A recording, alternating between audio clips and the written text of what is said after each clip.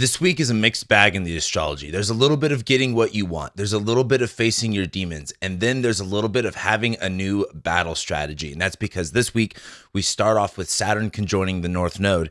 Then we're going to have the Sun square Pluto. We're going to have Venus conjoin the North Node. We'll have Venus conjoin Saturn for her third and final time now that she's done with her retrograde, but she's still in shadow.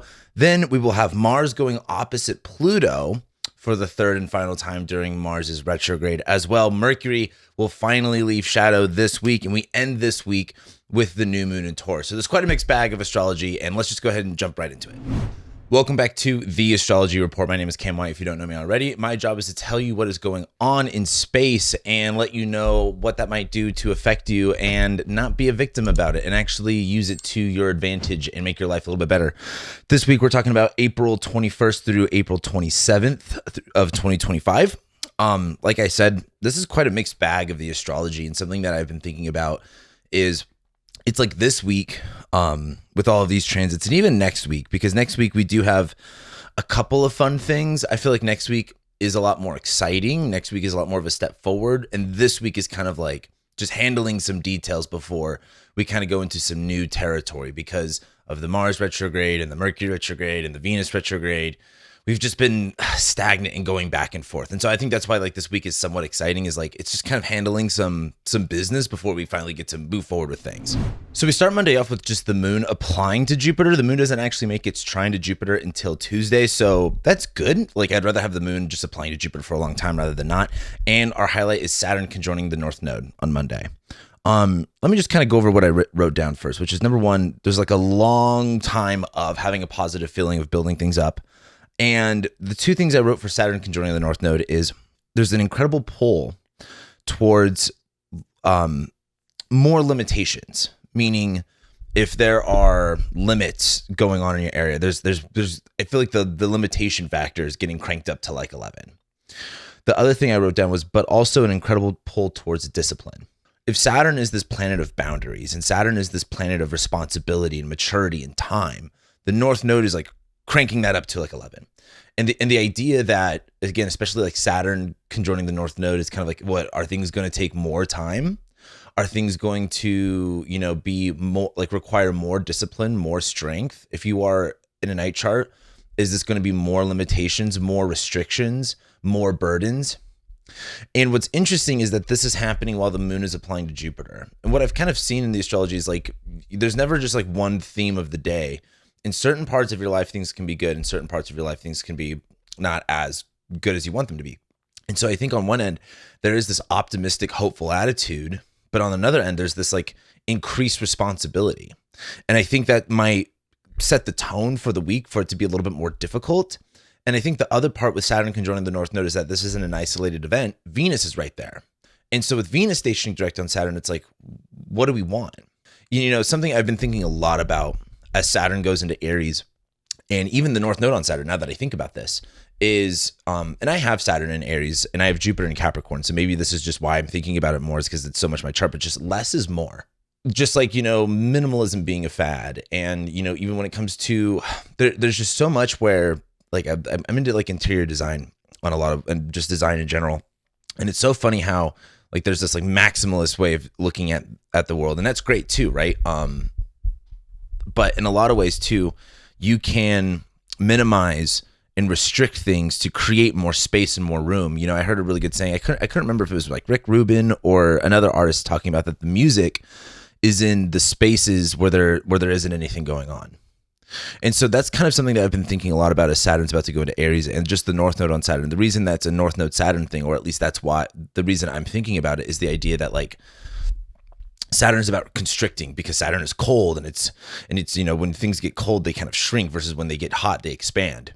And the North Node increases. The North Node is literally about like, where is the moon climaxing to? And so you have this like weird counterbalance of like, okay, are we getting more of less, or are we getting less of more? Does that make sense? But Saturn's about like literally having a boundary about something. And if we're going to increase that, and again, it just really depends on where's Saturn at in your chart? What's going on for you there? Is there a more increase in responsibility? Is there a more increase in restriction? Is there a more increase in having less here? because that's kind of what the situation is. But again, this isn't an isolated event. We have to talk about Venus. So we get to Tuesday, and on Tuesday, we'll just have the moon making a trine to Jupiter. That application finally connects, and then the moon will square Uranus. Look, so like there's like a hopeful attitude to the morning, but then as the moon makes its square to Uranus, there's like this a very chaotic evening. That's the easiest way to look at it. The moon's in Aquarius squaring Uranus and Taurus. There's like social disruption is just the name of the game with Aquarius stuff squaring Uranus. But we get to Wednesday, and that's when the moon is going to ingress into Pisces. The sun will make a square to Pluto now that the sun is in Taurus, by the way. And we'll have Venus making her conjunction to the North Node. So as the moon goes into Pisces, I've been really enjoying these Pisces transits lately because the moon, like Pisces is such a softer energy. You have to think about how the seasons worked. And again, like if you're a member on my website and you're on the Learn tier, I'm really, all of the meaning of the zodiac signs comes from the seasons.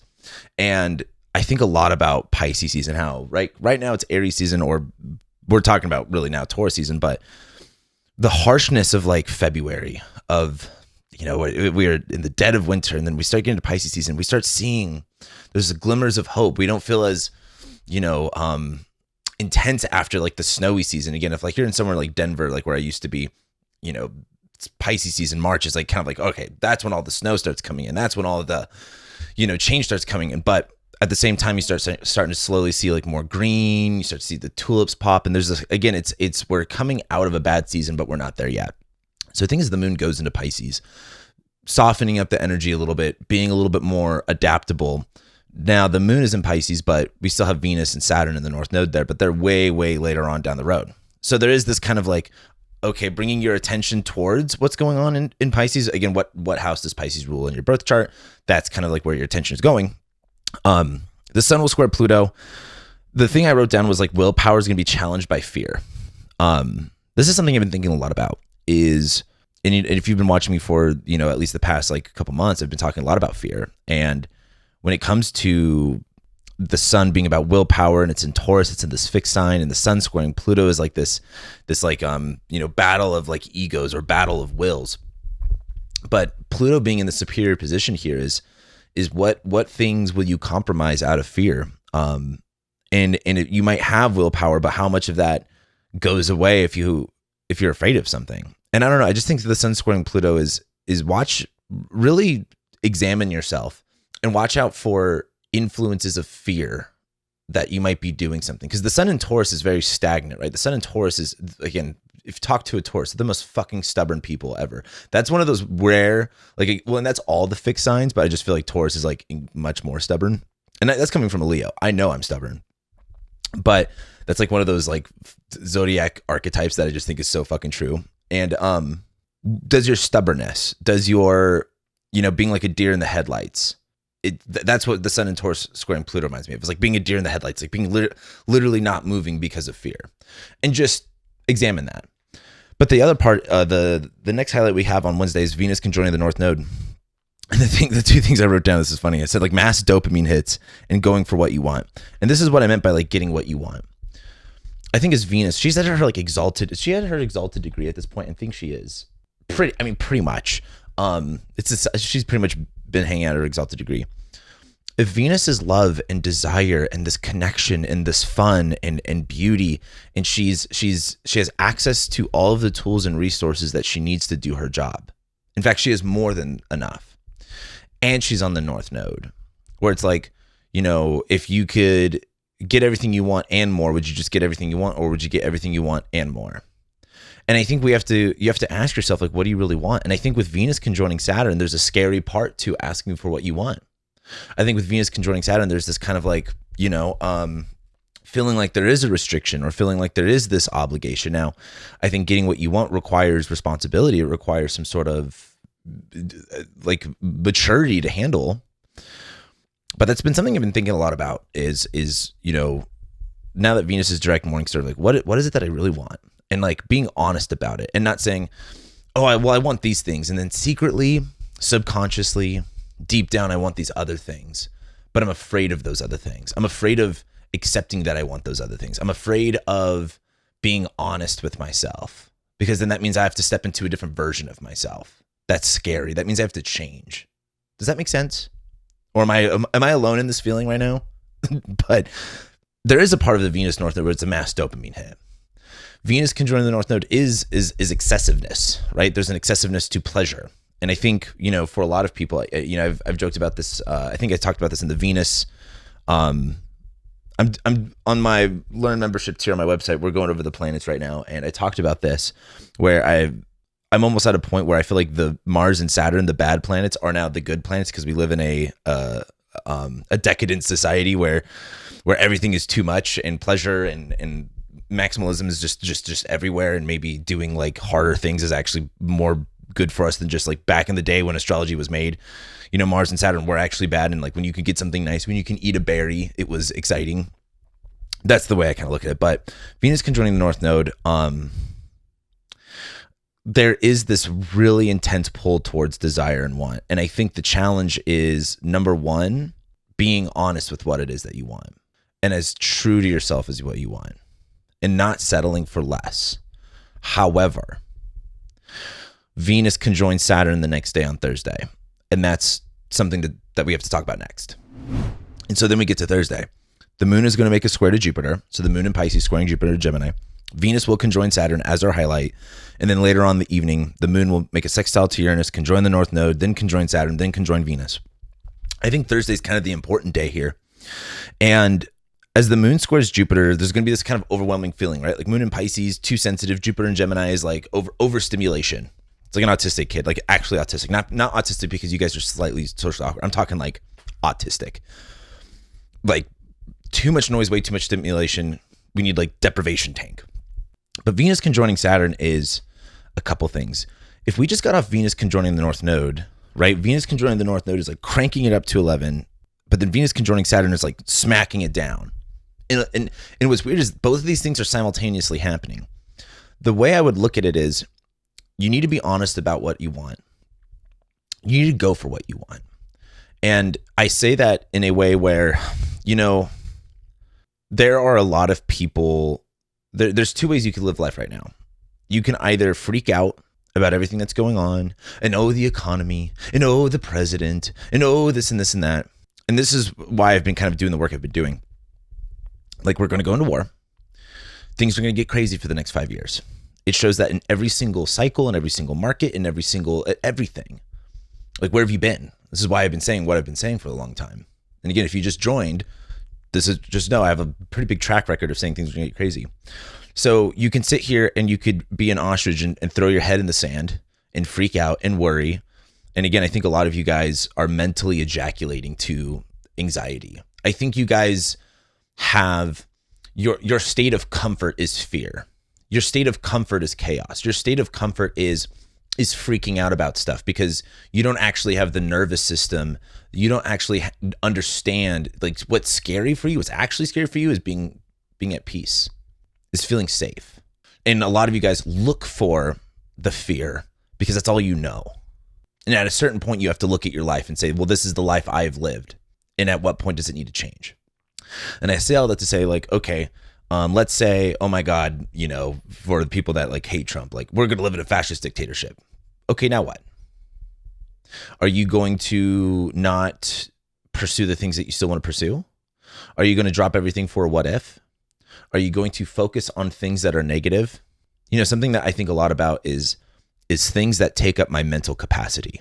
Like when I see something driving on the road, the example I had of this that was like the most jarring for me was I was driving on the road and I saw like this Audi, and I rented an Audi a couple months ago, like as like a Turo car to drive around. And I was like, I hate this Audi. It wasn't, I was expecting something better. It wasn't. And I saw the Audi and I went, I don't like Audis. And I just kind of went, that was like 0.2 seconds of my brain capacity that was focused on like a negative. Like, what the fuck am I doing? And I look at a lot of life like that. Like what am I fixating on that's negative that I have to stop doing? Because I'm like getting off to it. You know what I mean? And so I think with Venus conjoining Saturn is you have to be on Venus conjoining those nodes. You have to be honest about what it is that you want. You have to be willing to go for it. And then with Venus conjoining Saturn is either committing to it, understanding that that's going to require discipline, understanding that you have to put boundaries to protect that, and that it's not about like, because I think a lot of you are going to have Venus conjoined Saturn, and you're going to interpret, like so many of you guys interpret the universe doing things to you as, oh, God must hate you. Oh, my birth chart means I'm like, the amount of fucking bullshit. God, this is pissing me off just even thinking about it. You fuckers that are like, oh my God, my chart's the worst. God hates me. It's like, you're so selfish. You really think that? You really think you were put on this earth to fucking suffer? How vain, how selfish that you must be so important. It's all about you. You know, I had a client the other day that hearing his story of just what the fuck he went through is just very you live a really good life.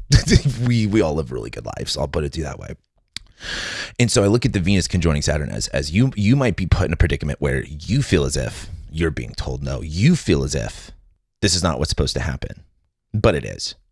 You feel as if you're not allowed to have what it is that you want, but I think you're misinterpreting the situation. I think the situation is, you know it exactly what it is that you want. And let's say you're a night chart and Saturn's there. It's like, okay, now you know what you want. You're just not having access to it. Well, let's thank God that you now have clarity over what it is that you want. And now that you can start devising a plan and in a step-by-step formula about how to get there, right?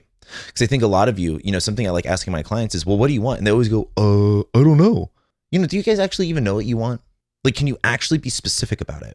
You know that you want something different. You know that you don't like what you have, but do you actually know what you want?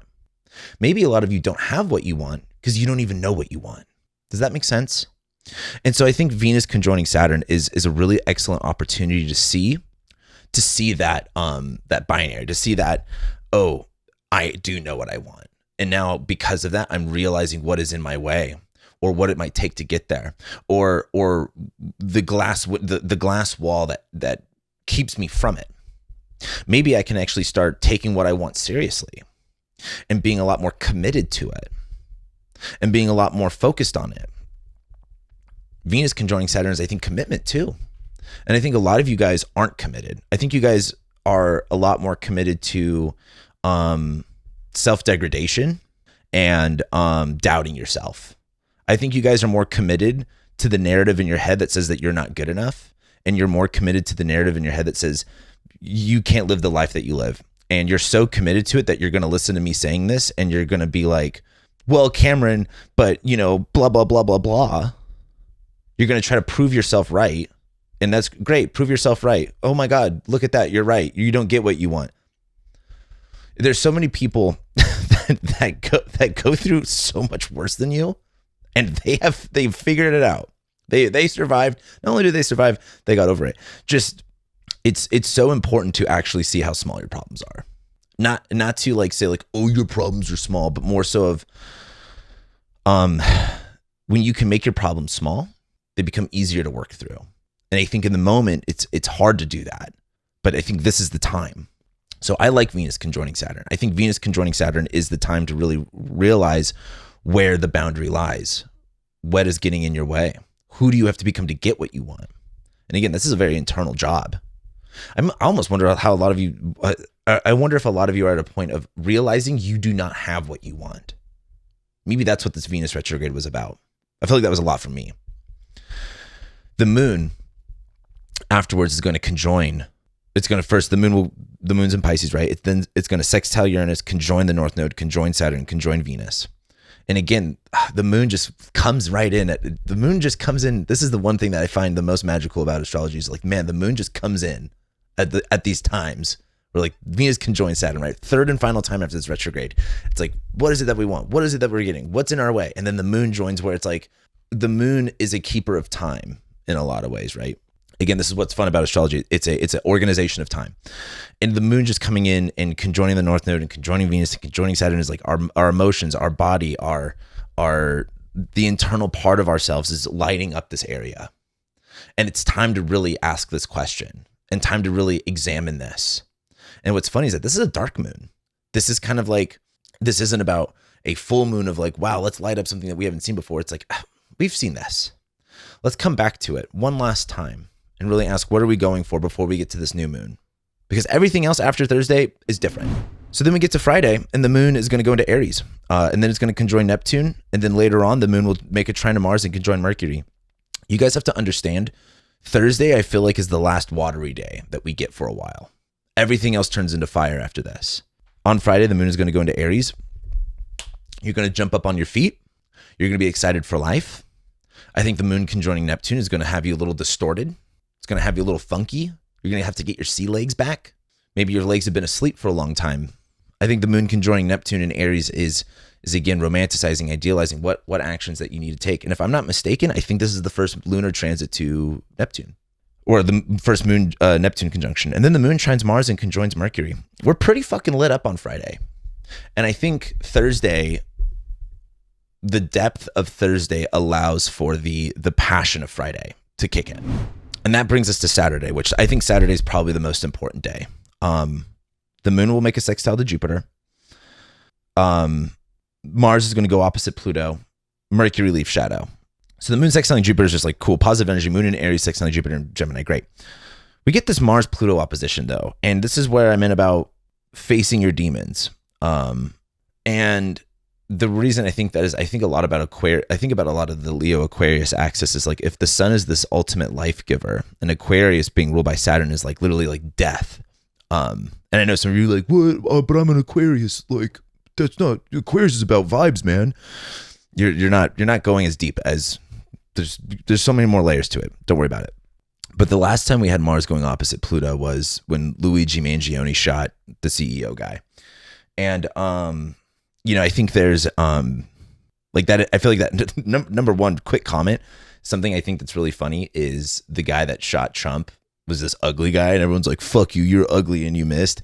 And then, Luigi Mangione like is known for like his sex appeal. And I just feel like them being like like when we live in a world where you're being told that the president is like literally Hitler for almost a decade. And then the media romanticizes the sexual desire of a shooter.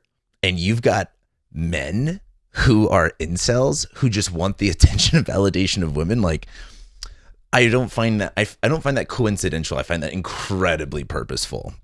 So I've been thinking a little bit about that. It's kind of funny, but Mars going opposite Pluto is, if we rewind back to November, Mars went into Leo. Having that courage, having that, I remember distinctly like I fucking hated September and October, and then like November, I felt good. And then as December went on, it's like the longer December went on, the more it was like that confidence went away, that courageousness went away. And Mars is back in Leo now. And having that courageousness, having that boldness is back. And I think Mars opposite Pluto is go time, meaning, okay, you have the courageousness, you have the boldness. You might feel that way. But what about until you get in front of the crowd? I listened to this Mike, I think it was a Mike Tyson quote. He was like, when I would book a fight, I'd be scared to death, but the closer and closer I got to the fight, the less I got scared, because I knew it was like destiny. And I was just like, whoa, fuck, that's a fucking statement. And I think like if Pluto is about this fear and it's about death and it makes these big things small and these small things big, and Mars and Leo just being about like the fear of being seen, the aggression that is so, lit up. I just wonder how much about Saturday is really about conquering a fear, pushing through to the other side of something. And this also correlates with Mercury leaving shadow on Saturday, where number one, on Saturday, there's no more retracing your steps. We're finally mentally moving forward. Mercury is direct and moving really fast from here on out. It's going to fly through Taurus. We get a Mercury Cazimi in Gemini at the end of May, and then Mercury conjoins Jupiter in Gemini. Like Mercury shit is pretty sweet for the next little while. I'm not going to lie. Yeah, I'll conjoin Uranus, but like whatever. But I think with Mercury leaving shadow is we've rethought the process. We understand, we get it, right? But I think at the same time too, now that Mercury is done and we're moving forward and Mars goes opposite Pluto, is like, what can you do to show yourself to, again, I just feel like there's something that has to happen on Saturday that is about you facing some sort of a fear and powering through it. And then we get to Sunday, and then the moon is going to ingress into Taurus. It's going to square Pluto and Mars. And then then we have the new moon in Taurus. Look, I think the moon going into Taurus and then squaring Pluto and Mars is kind of rough.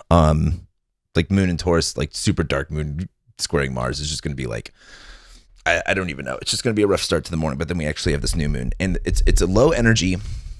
It's low energy. It's being grounded again, and I think a lot of it is actually just being grounded after like all of the amount of change that we've had is just kind of like regrounding ourselves. And that brings us to next week, where we have Venus moving back into Aries, Venus conjoining Neptune, and Mars leave shadow next week. So now we go into the fire stuff starting next week. I love and appreciate you guys. I'll be seeing you then.